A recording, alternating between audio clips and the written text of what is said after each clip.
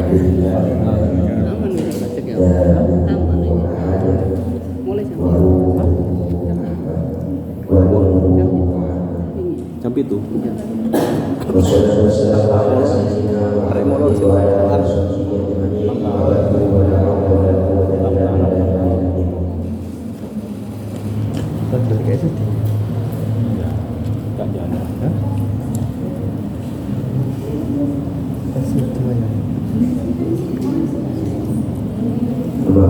yang saya hormati Universitas TRI Wirada,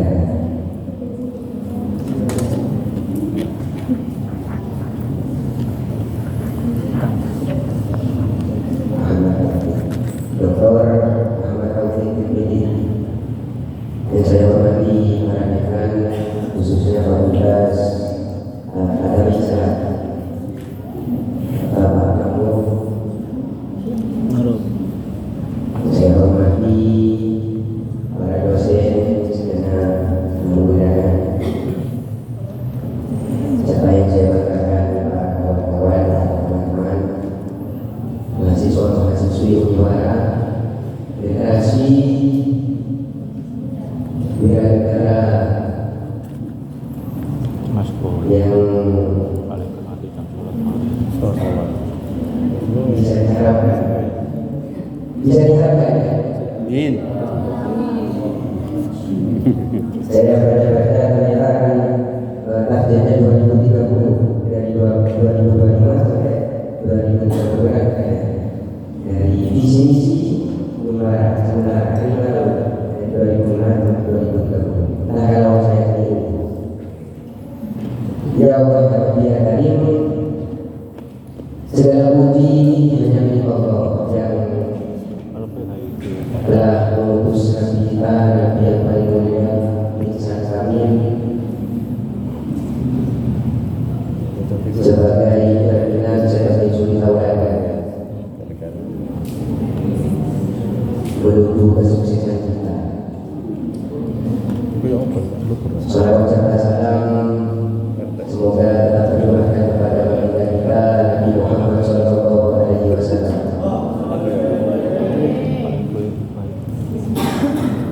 Oh, kayaknya kurang semangat. Dalam formal saya lepas saja. Biar kayak bahasa apa aja. Kayaknya saya kadang-kadang terlalu formal karena ada masuk hati ke hati. Gak terlalu suka formal di situ. Bisa dilihat ini. Baik mbak, kok ditambahin lagi? Ayo, cukup mbak. Makasih mbak. Kalau belum cobain. Tema pada yang rohani adalah enggak. membangun pribadi mulia yang berkomunikasi. Tema ini menurut saya adalah bukan hanya sekedar tema, tapi memang penting di atas mesin, karena kita punya cita-cita apapun, kita punya keinginan apapun. Ada yang di sini mungkin pengen jadi pengusaha sukses, miliarder, wartawan. Ada yang pengen jadi rektor, sukses. Apapun cita-cita kita, itu bersumber pada tema yakni dengan berdoa kepada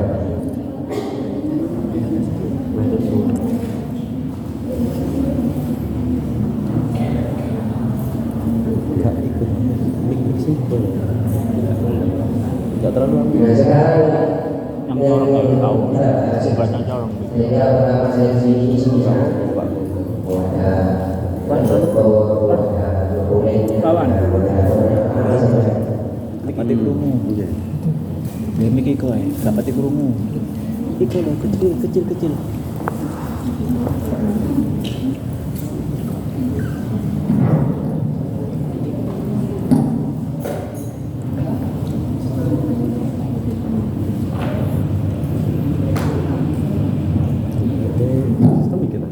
Iya, double.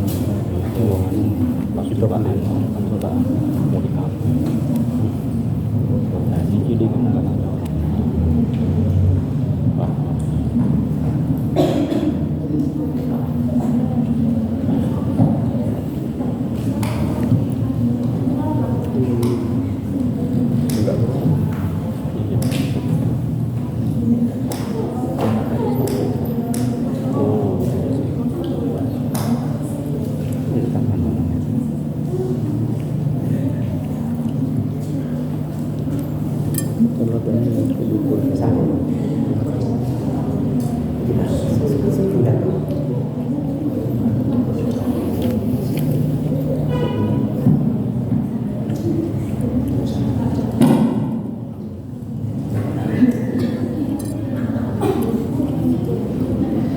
dari tema membangun pribadi mulia dengan mencontohkan. Mungkin ada pertanyaan-pertanyaan sebilik yang mungkin sulit dijawab. Satu, apa definisi mencontoh? Mencontoh Nabi, meniru Nabi. Apa yang dimaksud mencontoh seperti ini? Yang dimaksud di tema itu? Barangkali semisal kayak kedua, saya mau nikah 4. Alasannya kenapa? Ibu Nabi mencontoh Nabi. Kan bisa jadi. Nah, sekarang bagaimana memaknai mencontoh itu dengan benar? Bukan hanya sebatas tekstual.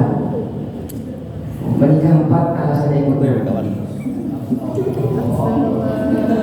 Jangan sok-sokan ikut Nabi. Kalau mahar kalian cuma seperangkat alat sholat atau seperangkat material bangunan, dibayar cincin kan? Maharnya Nabi Muhammad itu kepada Siti Khadijah 1M,4.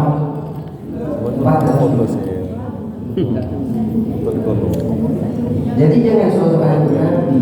Kalau cuma maharnya seperangkat alat sholat. Apa teman gak wingi-wingi? Nonton dengan daerah. Apa daerah ono hubungane. Setidaknya ada 3 madhab atau 3 sektor atau terserah teman-teman kawan-kawan yang cara berpikir, pola pikir. Satu ekstrim kiri, satunya terlalu kanan. Satu ada dua. Yang ekstrim kiri ini memahami hanya sebatas tekstual. Ada hadis. Memahami Nabi hanya dari bentuk teks. Ini terlalu ekstrim. Ya, maka jadinya nanti jadi kaum fundamentalis. Ya, tetangga kita sebelah. Tapi istilahnya wahab. Jangan memahami. Minta maaf kalau apa yang tersinggung di sini. Barangkali ada yang merasa tetangga sebelah tadi yang kiri, ekstrim kiri tadi.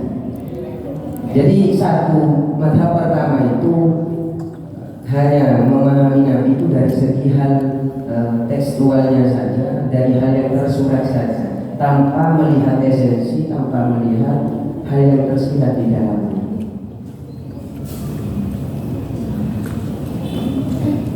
Itu yang pertama. Yang kedua adalah terlalu ekstrim kanan. Ekstrim kanan ini yang terlalu liar, terlalu tidak bisa dikendalikan, tidak mengikuti rambu-rambu. Jadinya liberalisme. Ya, jadinya kaum orientalis. Nah, kita itu dijalurkan tidak terlalu ekstrim kiri, tidak terlalu ekstrim kanan. Jadi tengah-tengah. Coba saya tanya, menurut kawan-kawan di sini, pakai gamis itu sunnah, pakai cadar itu sunnah, wajib.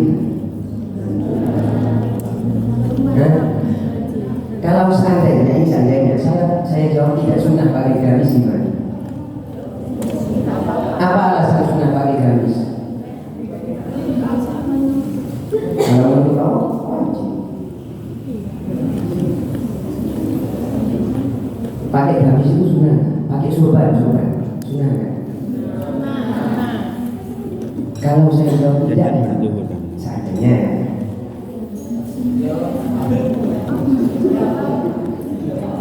karena gini, Abu Jahal itu Abu Lahab juga pakai gamis. Yang ditiru itu Nabi Muhammad apa Abu Jahalnya? Kalau sifatnya seperti Abu Jahal ya sama aja. Pertanyaan saya, yang dibangun Nabi itu peradabannya apa gamisnya? Nabi gak pernah membangun gamis itu, gak pernah. Karena Nabi memang di situ menyesuaikan kondisi. Kalau kita pahami dari segi tekstual, gamis sunnah. Kenapa? Karena dipahami dari tekstual. Coba kita pahami esensi. Bukan Nabi itu menyesuaikan diri dengan samping agar lebih mudah diterima. Otomatis kita ambil esensinya dong, bukan ambil tekstualnya. Esensinya adalah sesuaikan diri Anda. Jadi kalau kita orang Jawa, sesuaikan diri orang Jawa.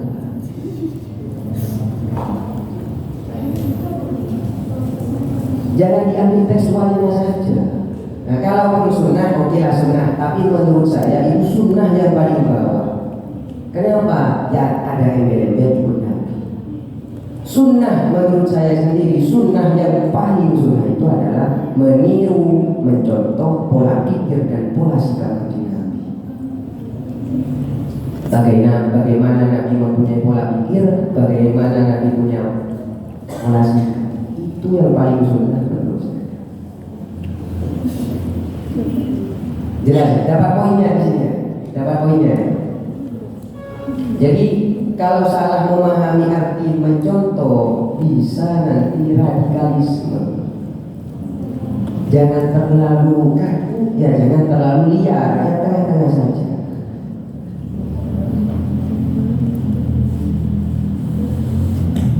Nah, definisi mencontoh. Terus maksud mencontoh sudah. Bagaimana yang dimaksud mencontoh? Bagaimana cara mencontoh? Bagaimana kita bisa mencontoh Nabi tanpa ada rasa keterpaksaan, tanpa ada rasa terkekang,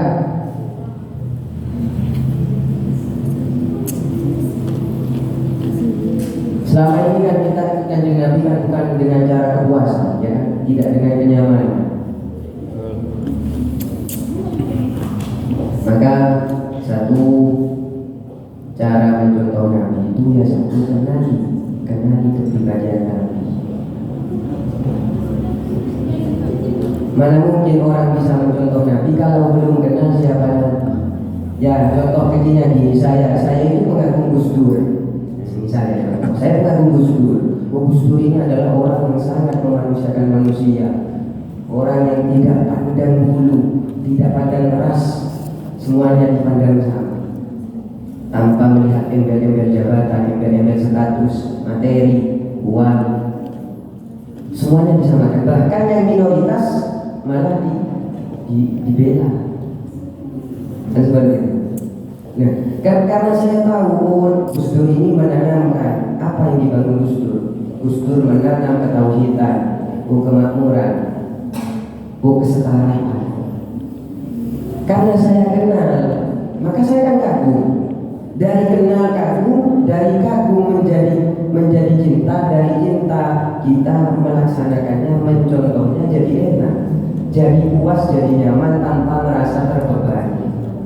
Tulus, tidak ada keberatan.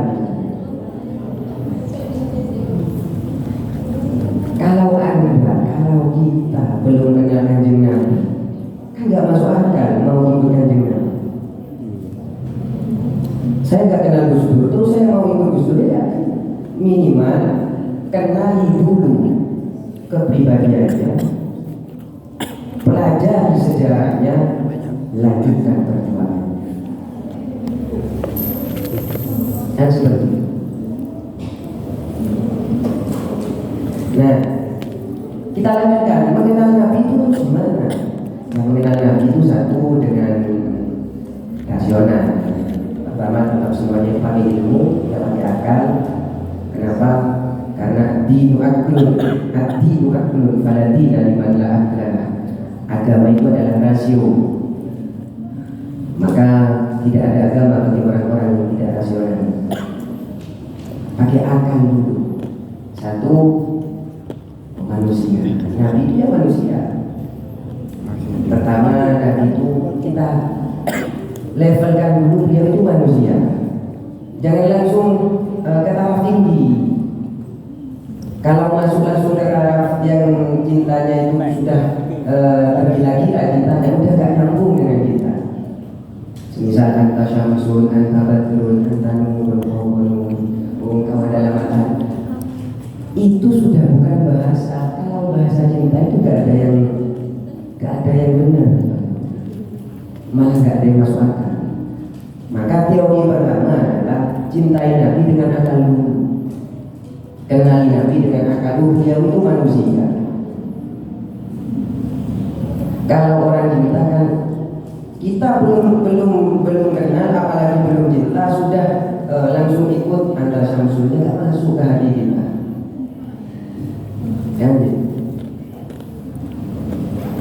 Tapi memang kalau cinta itu wajar ya, dilebih-lebihkan itu wajar banget itu. Dulu itu kan ada cerita, ada dua burung sepasang kekasih burung. Itu ada di atasnya singgasananya Nabi Sulaiman. Si burung itu bilang, si burung laki-laki atau jantannya ke betina itu bilang, kalau sekarang apa? Yang apa terserah lah ya. Apa sih yang kau minta? Bahkan seluruh singgasana Sulaiman dan mahkotanya kamu minta saya kasihkan. Katanya burung kecil itu. Nabi Sulaiman yang punya mukjizat waktu itu bisa memahami bahasa hewan, ya kan? Wah, ini siapa ini kecil-kecil kan? Dipanggil sama Nabi Sulaiman. Kamu itu ya, udah kecil, kamu lo kecil burung. Apalagi burung kamu kan? Kamu udah kecil.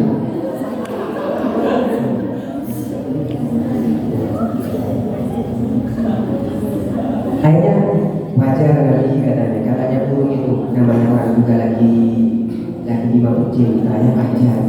Jadi kalau pakai cinta ini sudah gak masuk akal, bahkan royali sebenarnya. Jadi metode pertama adalah menggunakan akal dulu. Nabi itu manusia. Pertama. Terus pertanyaan saya sekarang khususnya ke kaum hawa yang perempuan, kawan-kawan teman-teman yang mahasiswi, standar ukuran atau apa? Tolok ukur standar laki-laki itu dikatakan pria sejati atau pria idaman itu gimana? Laki-laki bisa dikatakan pria idaman itu gimana?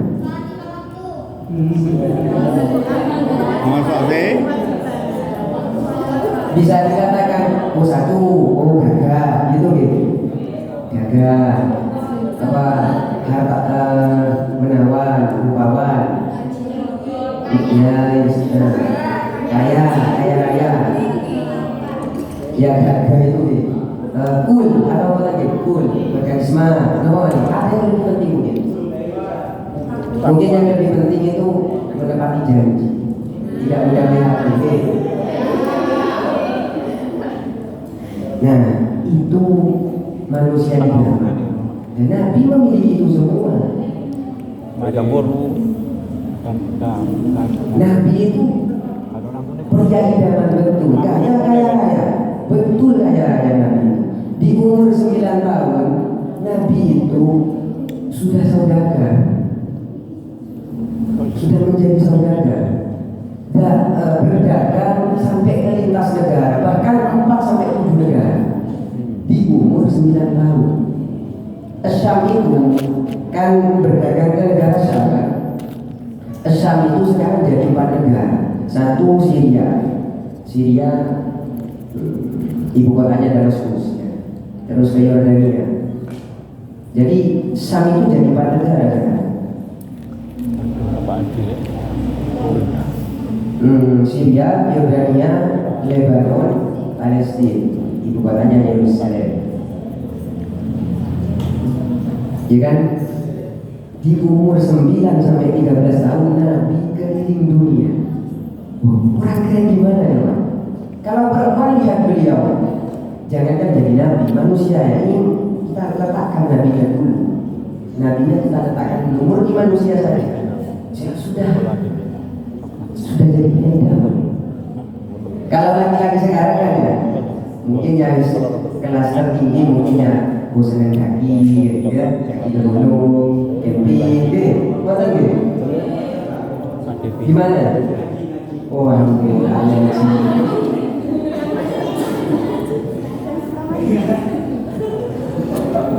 jadi Nabi itu di umur 9 sampai 13 sampai 15 beliau itu sudah saudagar, bahkan 4 negara bisa sampai ke 7 sampai ke, soalnya lanjut ke selatan sampai ke Yaman. 7 negara di umur segitu. Nah, waktu itu Siti Khadijah triliuner, beliau 2/3 aset sumber ekonomi di Mekah waktu itu milik pribadi Siti Khadijah. Siti Khadijah itu statusnya atau hero suci, terjaga, gak pernah nyembah berhala, dari nasab yang mulia, terus afifah, terjaga, gak pernah berkumpul dengan hal-hal yang jelek. Waktu itu cari partner ya, partnership. Nabi belum jadi Nabi, masih Muhammad kecil. Bilang, siapa yang mau bisnis jadi partner? Muncullah Muhammad. Benar-benar panjang ini, kalau cerita terus ini nanti tidak selesai. Singkat cerita, Siti Khadijah tanya ke asistennya yang namanya Maisarah itu, ya kan? Maisarah itu laki-laki ya, bukan perempuan. Itu gimana itu Muhammad itu? Kok bisa omset kita naik drastis, profit kita yang sebenarnya 2/3 bisa naik drastis? Oh, dijelaskan, diterangkan sama Maisarah. Oh, dia itu Nabi Muhammad itu Al-Amin, bisa dipercaya kalau berdagang, apalagi kan Al-Amin. Oh, dia ini sampai menceritakan passwordnya kenabian, karena Nabi itu sebelum jadi Nabi memang ada passwordnya, sama seperti kita sekarang sedang menunggu Imam Mahdi, itu ada passwordnya. Yang tahu memang kebanyakan Muslim, sama zaman itu yang tahu bahkan orang lain. Tanda-tanda nubuwah itu diperkuat oleh Muslim, seperti Ka'ab bin Akhbar, sahabat Salman Al-Farisi. Ya, bukan saya cuma kelirunya saja.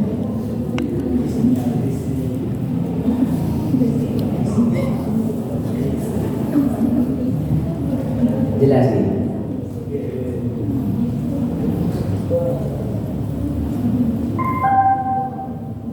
Ya, kiai damas. Apa yang tidak dimiliki oleh Rasulullah dari sifat-sifat kesempurnaan?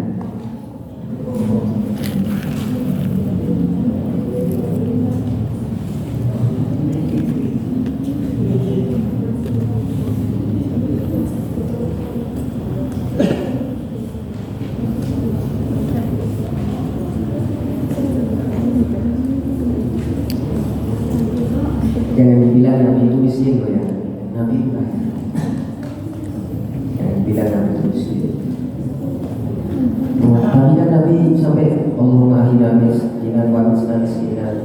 hidupkan kami dalam keadaan miskin, matikan kami dalam keadaan miskin. Itu dalam rangka beliau menjaga hatinya orang miskin.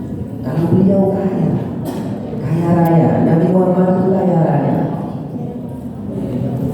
Bahkan sampai mau meninggal, kurban terakhirnya Nabi sebelum meninggal itu 100 onta, 73 onta jantan, 67 sama 37 onta, total 100 onta. Kalau dirupiahkan zaman sekarang 5M,300 juta. Itu Nabi sebelum meninggal. Tapi karena kekayaan Nabi tidak pernah untuk kepentingan pribadinya, untuk kepentingan memang berjuang, bangun peradaban bermartabat, bermoral, dan seperti itu. Jadi beliau lebih terlihat miskin karena sama sekali tidak dipakai untuk pribadinya.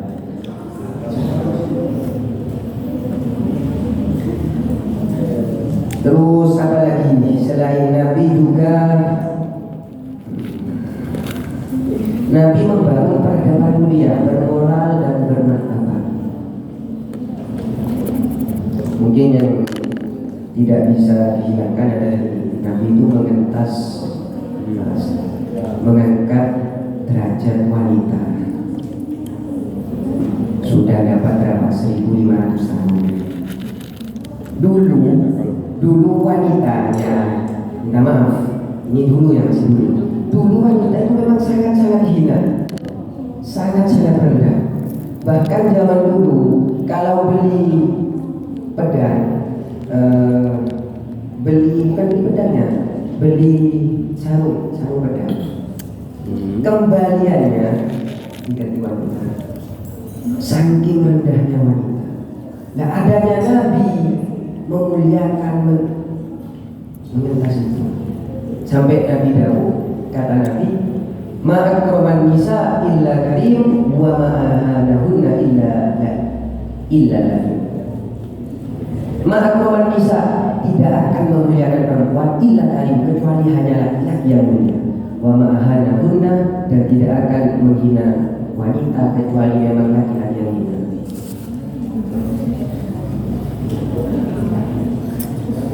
Dari situ Nabi, jadi ini juga menjawab statement ada mungkin sangkaan praduga yang digaungkan bahwa Nabi itu katanya Nabi itu istrinya banyak, Nabi itu suka wanita, gak berjuang, ada kan bahasa kayak gitu. Sekarang Nabi itu monogam, Nabi itu tidak menikah dua, cuma satu sama Siti Khadijah selama 25,6 bulan. 25 tahun, 6 bulan. Padahal di zaman itu istrinya orang-orang di situ selirnya nyampe ribuan. Nabi Daud berapa? Nabi Sulaiman berapa? Ya kan? Zaman dulu itu satu orang punya laki-laki satu punya istri sampai 400 itu biasa. Jangankan di Arab. Brawijaya 5 berapa selirnya? 400. Bahkan adanya Nabi bukan suka wanita, Nabi mengurangi. Bahkan Nabi itu satu di tengah peradaban yang di situ itu mengaitkan wanita, Nabi cuma setia dengan Siti Khadijah sampai dia wafat 25,6 bulan. Jadi jangan dibilang Nabi itu suka mainin wanita enggak. Nabi sangat memuliakan wanita. Sangat memuliakan wanita.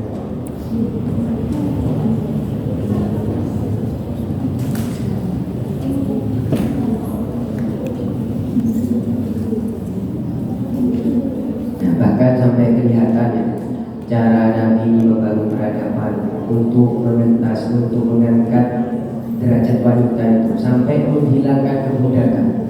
Coba kita bayangkan, di Al-Quran ada lafaz iskurokobah berapa kali? Kalau kamu melanggar janji, merdekakan budak. Apa kaitannya dengan budak? merdekakan budak. Keimanan dikaitkan dengan budak, dengan merdekakan wanita itu, budak perempuan itu, kan nggak ada kaitannya. Betapa bagus ajarannya Nabi. Seandainya nggak ada embel-embel agama Islam, nggak perlu agama, ini sudah bisa diterima untuk mengentas kebudayaan seperti itu. Ya sama seperti yang viral mengkana yu'minu billah falyakul khairan aw liyasmut, mengkana yu'minu billah wal yawmil akhir falyukrim kaifahu. Keimanan, kalau kamu beriman kepada Allah, muliakan kamu. Apa kaitannya keimanan dengan menghormati tamu? Ini seandainya bukan tidak tanpa embel agama saja, kita terima akal kita, rasional kita masuk, akal kita nyaman. Itu betapa ajaran Nabi sangat ingat. Kalau hidup saya cuma dua pegangannya. Satu, ad-dinu aklun faladina liman la akalah. Dua, ad-dinu yusrun. Agama itu mudah, jangan dipersulit. Lanjut, Nabi itu memang punya agama. Di antaranya lagi, Nabi juga sukses membangun rumah tangga. Sebelum membangunnya, beliau termasuk leadership. Anda pengen belajar mencontoh Nabi lewat dari aspek apanya? Leadershipnya, membangun bermasyarakat, bersosial, kan banyak. Nabi juga sukses membangun rumah tangga yang harmonis. Ini Nabi diantaranya ya saya sebutkan sedikit saja. Nabi traveling luar negeri dengan istrinya. Adakah laki-laki yang gitu? Bisa dilihat Bukhari 2404. Nabi traveling ke luar negeri. Bulan madunya ke luar negeri Nabi. Bukan, iya zaman lah. Kalau kedua mau kemana? Ya jangan sok-sokan ikut Nabi kalau masih travelingnya semua pagi.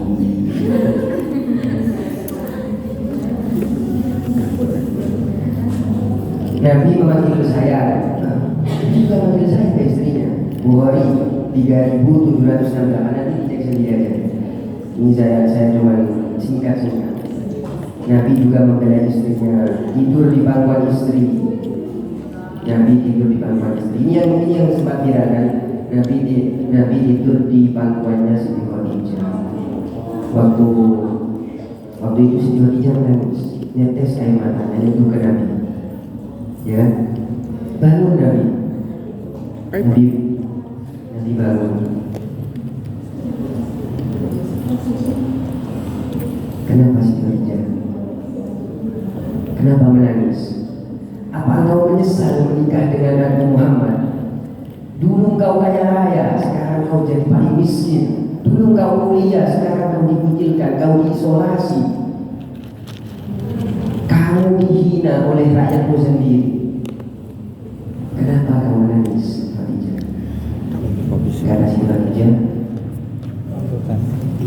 Kata si Khadijah, gimana? Tidak Nabi, saya menangis bukan karena menyesal, tapi saya menangis karena saya belum seberapa membantu perjuangan kita. Wah, padahal sudah habis semua itu. Situ dia bilang seperti itu. Wahai Nabi, jika besok saat saya mati duluan, saya meninggal duluan, terus engkau belum selesai melanjutkan perjuanganmu, engkau tidak punya perahu, engkau tidak punya rakit, gali kuburan, pasang, ambil tulang, rakitlah jadi perahu. Ya jadi sampai gak pernah tergantung di situ.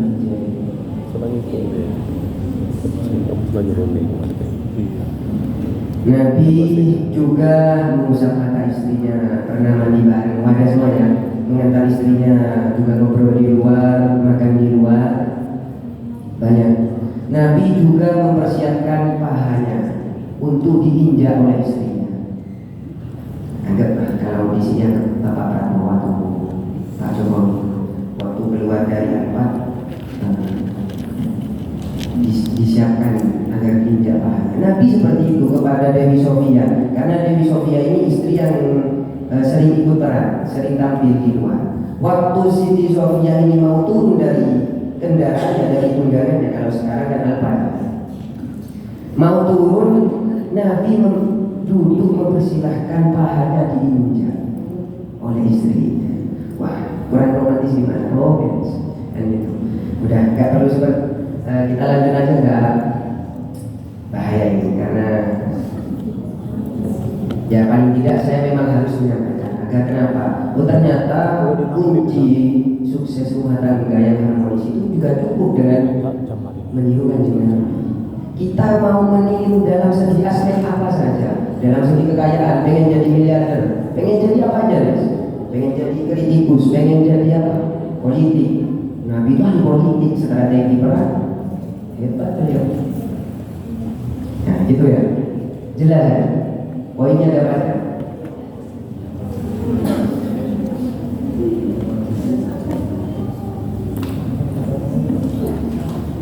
Nabi itu udah bisa.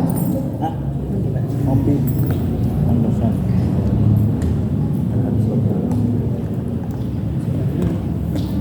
Campur-campur udah. Terus Lanjut. lanjut. Lanjut. Lanjut. Nabi itu juga ada strategi perang. Terus ada yang mengatakan juga dari kaum barat itu ya, mengatakan tuh Nabi itu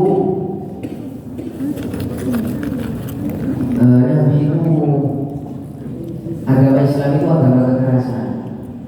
Agama yang dibawa Nabi itu agama paksaan semua. Buktinya perang di mana-mana. Pernah dengar seperti itu? Terus gimana cara jenengan jawab? Kan memang benar perang. Terus gimana?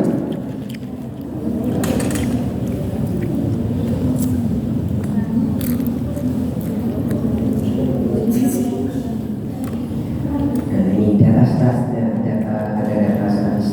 Nabi itu perang di umur 52-53.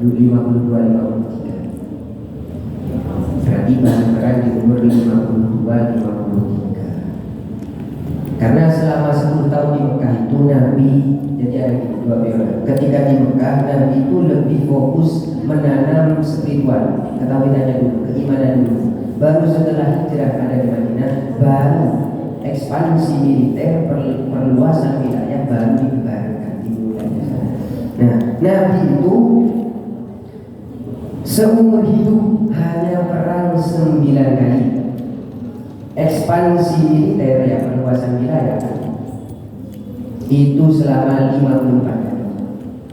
Korban sipil 9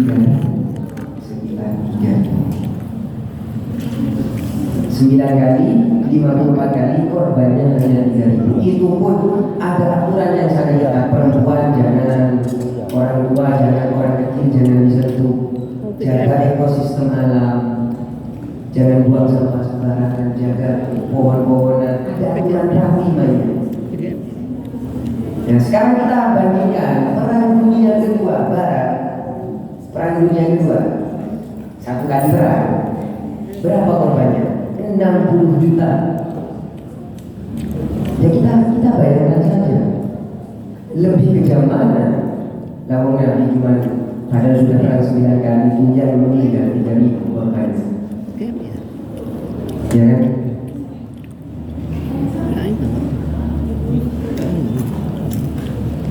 Karena itu jangan salah mengartikan al-amru bil ma'ruf wan nahyi 'anil munkar bil ma'ruf. Menurut saya pribadi, al-amru bil ma'ruf itu adalah beragama yang benar, bernegara yang baik, berbudaya yang baik. Bukan nanti saya dikira anti Arab, enggak, jangan dikira saya anti Arab, anti cadar, enggak. Tenang, saya juga menjaga harus ini. Artinya kita membuka pola pikir. Kan kita sering banyak keliru menilai. Kalau kita melihat ada orang bersuara, seakan-akan sudah paling agamis, seakan-akan sudah paling religius. Padahal kalau sudah melihat anak bercadar, seakan-akan sudah paling religius. Padahal di Arab semua pelajar pakai cadar. Nah, jadi bedakan mana agama, mana keagamaan. Agama dengan keagamaan beda. Indah dengan keindahannya jelas beda. Mana yang itu memang dari, ya kan?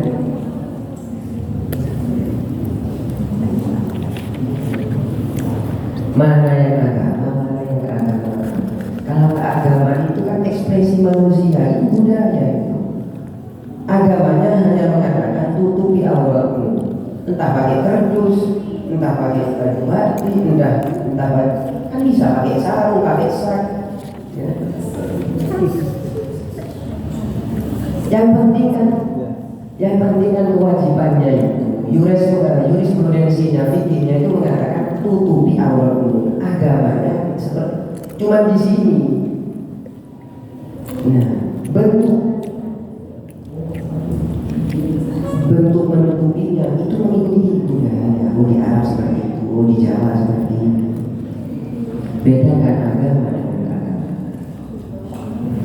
Biar gak dikira itu surveinya udah tebal itu, udah paling religius. Oh, berarti Abu Jahal itu paling religius. Kan ya?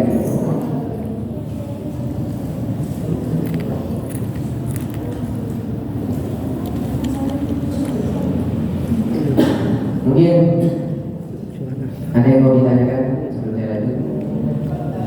Ayo tanya. Ngobrol santai aja. Anggaplah saya ini teman kalian. Insya Allah secara fisik dan secara lebih muda saya kan.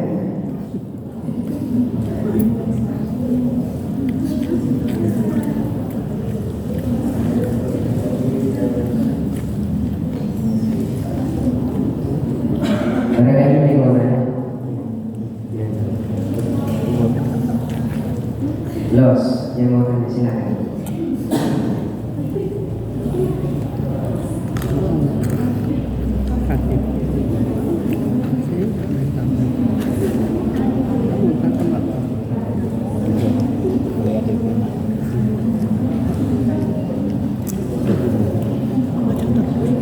Gak ada yang mau nanya. Saya tunggu berarti. Sampun. Penutup berarti. Tapi biasanya saya menutup saya itu 3 jam untuk menutupnya saja. Saya kalau sudah sharing bisa ditanya. Kayak tadi malam saya sampai subuh kan? Biasa. Jadi tidak bisa sampai subuh. Saya sharing saya. Nah, kalau memang ada yang tanya ya saya tulis saja. Jadi satu kan dari kepribadiannya. Ya lewat apalah terserah. Lewat baca buku, lewat apapun. Ada rektor, ada seorang malaf, doktor malaf, rektor setelah sekian. Insya Allah banyak yang tahu ini, Bapak Antonio Syarif. Beliau itu buat buku 1 kali 2 sampai bisa berlama sampai 8 tahun, sampai 5 tahun lama, tapi 1 kali jadi panjang 8 jilid dan ya 12 juta harganya. Itu ada buku yang beliau kan malah beliau meneliti setiap apa yang dilakukan Nabi. Ada falsafah, ada filosofi. Kenapa Nabi itu menikah banyak? Oh, karena ada tugas masing-masing, yang ada peran penting dari seorang perempuan. Yang satu perannya apa, yang satu perannya apa, yang satu perannya apa. Mulai dari apapun dikuliti gitu sama dia. Jadi mengenal kepribadian Nabi tidak cukup 1 hari 2 hari, apalagi cuma gak nyampe 1 jam di sini. Ya minimal tahu 1, kenali dulu kepribadian. Ya dan terus. Nah, Anda pengen dalam segi apa? Dalam segi misal leadership. Gimana kepemimpinan Nabi? Oh, Nabi itu kalau waktu mimpin, kalau rokannya, kalau lagi kerja bakti itu turun. Nabi juga itu turun. Nabi itu kalau menunjuk namanya nggak pernah pakai jari telunjuk, pakai jari 5. Jadi lihat prinsip-prinsip Nabi ketika memimpin itu bagaimana? Bagaimana Nabi membangun peradaban yang bermoral dan bermanfaat. 45 menit lah.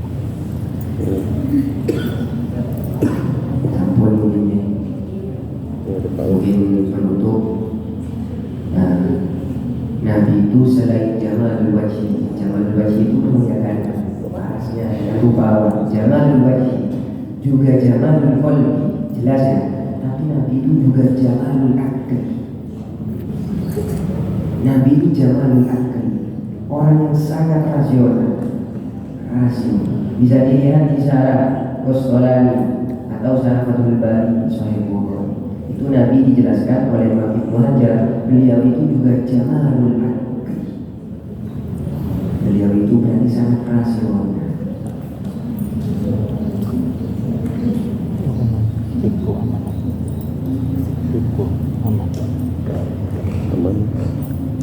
Setelah akal kita puas, seandainya Nabi ini bukan Nabi orang biasa, bukan Nabi, seandainya kita akan layak, kagum kan layak, cinta kan layak, karena semua sifat istimewa yang memang itu miliknya manusia beliau punya, maka kita layak kagum. Kagum juga sedih. Apalagi dia bukan Nabi lah, jangan lupa dia bukan Nabi. Jangan jadi seperti orientalis. Dia juga Nabi, dia juga punya mukjizat. Setelah akal merasa puas, akal merasa nikmat, baru hati kita mainkan. Ada kenikmatan mencintai Nabi itu ada dua. Satu iltizamul akli, akal merasa iltizam, ladzat, merasa enak, merasa nyaman. Dua iltizamul otomatis untuk satu, kalau orang cinta biasanya mau direpotkan. Benar kan? Kalau orang cinta, jangan cinta. Saya suka memelihara burung itu di rumah. Pagi-pagi saya semprotin. Mau direpotin kan? Ada laki-laki mungkin di sini suka pancing, ya kan, pancing pagi-pagi, benerin pancingnya. Ada yang suka pistol tembak. Ada yang suka salon, pagi-pagi sudah direpotkan dengan salonnya, kan itu. Namanya orang cinta itu kan wajar direpotkan. Bahkan gak merasa repot, karena memang senang. Gak merasa repot, otomatis kalau kita cinta kepada Nabi, ya kita mau direpotkan oleh kanjeng Nabi, bahkan tidak merasa repot.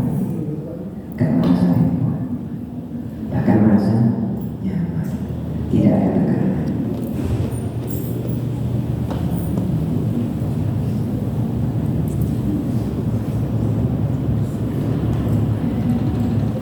Memberi hadiah kepada orang yang disukai.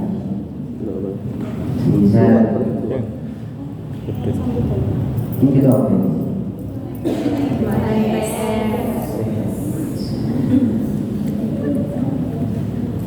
Keduanya suka sama si A. Saya si aja ya, si dia. Maka yang dikasihkan hadiahnya itu kesukaannya si Mas atau si dia.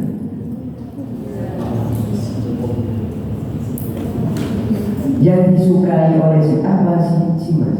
Dia mau si kasih hadiah ke si dia. Masa Masnya suka makan jengkol misalnya. Nah, perempuannya gak suka jengkol, dikasih jengkol. Karena saya suka katanya. Sebenarnya kasih itu mengikuti diri atau mengikuti dia.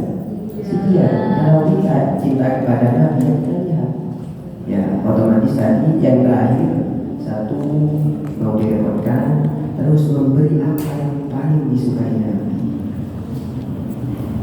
Apa yang paling disukai Nabi? Ya tidak lain adalah tidak ada lain kecuali ya sholat. Itu sholat itu memang yang yang paling dicintai Nabi. Itu satu ya. Kedua, merubah pola pikir. Jadi sunnah atau ikut meniru mencontoh Nabi menjadi pribadi yang mulia. Itu pakai pola pikirnya juga dirubah. Bukan meniru Nabi itu bukan hanya bentuk ibadah yang ada bentuk fisik ritualnya. Sunnah Nabi kita menebar senyum itu sudah sunnah Nabi. Kita melanjutkan memberi menanam moralitas kepada sesama itu sudah sunnah Nabi. Jadi pola pikirnya juga dirubah. Bukan sunnah itu harus ada bentuk ibadah ritual, enggak ada.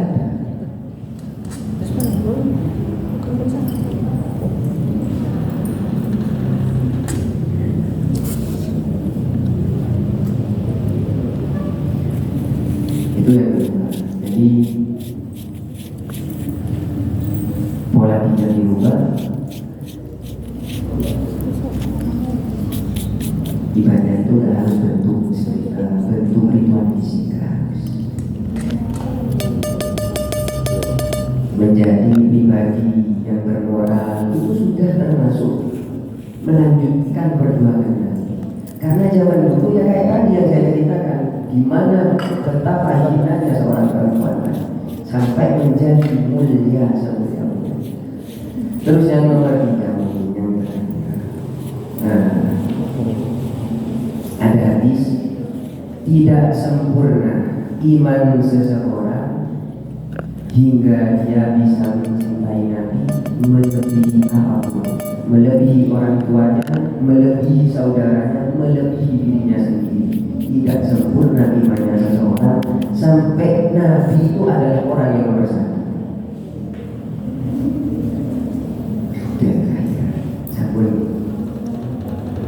Mungkin oleh-oleh dari saya untuk dibawakan biar terus ingat. Maka pertanyaan kita adalah, seberapa Muhammad kita dalam beragama, seberapa Muhammad kita dalam bernegara, seberapa Muhammad kita dalam bersosial, berkeluarga, bersahabat, dan seterusnya. Sekian dari kami. Kurang lebihnya maaf yang sebesar-besarnya. Semoga kita semua diakui sebagai umatnya Nabi.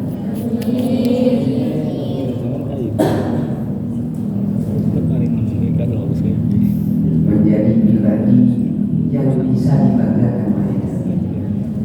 Amin. Bila dikofi bil awqat wallahu muwaffiq ila aqwamit thoriq. Assalamualaikum warahmatullahi wabarakatuh.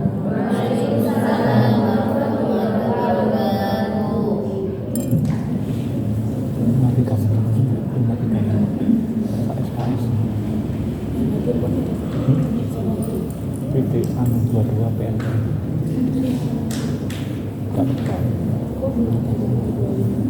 25 bed 14 Batika.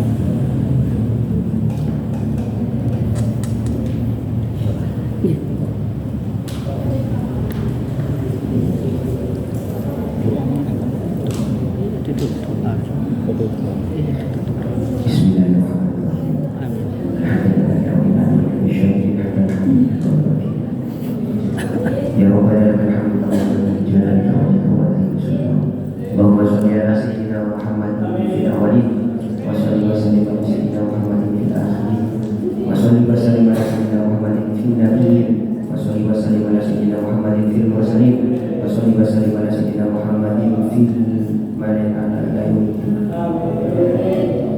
Ya Allah, ij'al ijtima'ana ya Allah ijtima'an marhuman, ijtima'an mansura, ijtima'an mubarakan,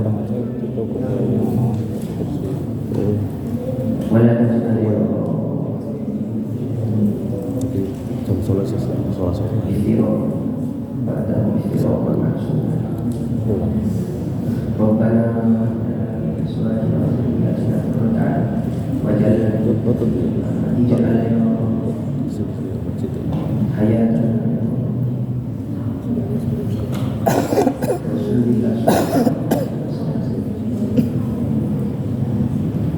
yassir umurana yassir umurana yassir umurana nama yassir umurana yassir wa la tu'assir amin bil khair yassir wa la tu'assir amin bil khair yassir umurana wasrah sudurana wahdi solihati a'malana wa ma tawaffana muslimin wahdina muslimin wa lana biswali wa khuzani wa maftuni wahdi lana minka bi khair rabbana atina min ladunka rahmatan wa hayyi lana min amrina rashada rabbana atina fid dunya hasanah wa fil akhirati hasanah